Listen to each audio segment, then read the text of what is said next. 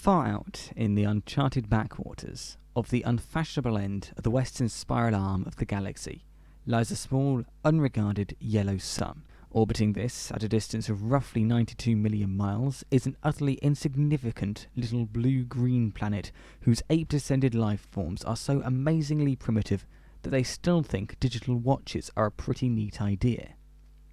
This planet has, or rather had, a problem, which was this. Most of the people on it were unhappy for pretty much of the time. Many solutions were suggested for this problem, but most of these were largely concerned with the movements of small green pieces of paper, which is odd, because on the whole it wasn't the small green pieces of paper that were unhappy. And so the problem remained. Lots of the people were mean, and most of them were miserable, even the ones with digital watches.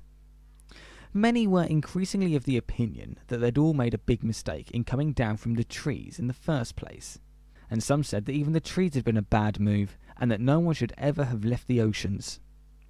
And then, one Thursday, nearly 2,000 years after one man had been nailed to a tree for saying how great it would be to be nice to people for a change, one girl, sitting on her own in a small cafe in Rickmansworth, suddenly realised what it was that had been going wrong all the time, and she finally knew how the world could be made a good and happy place. This time it was right, it would work, and no one would have to get nailed to anything. Sadly, however, before she could get to a phone to tell anyone about it, a terribly stupid catastrophe occurred, and the idea was lost forever. This is not her story, but it is the story of that terrible, stupid catastrophe, and some of its consequences. It is also the story of a book called The Hitchhiker's Guide to the Galaxy. Not an Earth book, never published on Earth, and until the terrible catastrophe occurred, never seen or heard of by any Earth man. Nevertheless, a wholly remarkable book.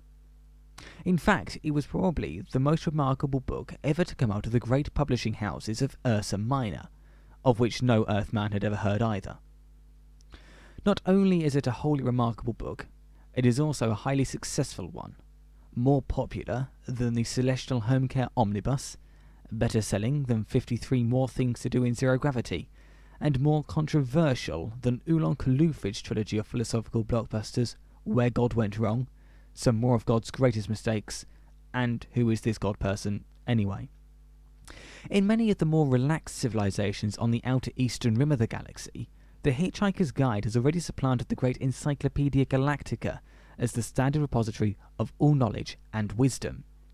For though it has many omissions, contains much that is apocryphal, or at least wildly inaccurate, it scores over the older, more pedestrian work in two important ways. First, it is slightly cheaper, and second, it has the words "Don't Panic" inscribed in large, friendly letters on the cover.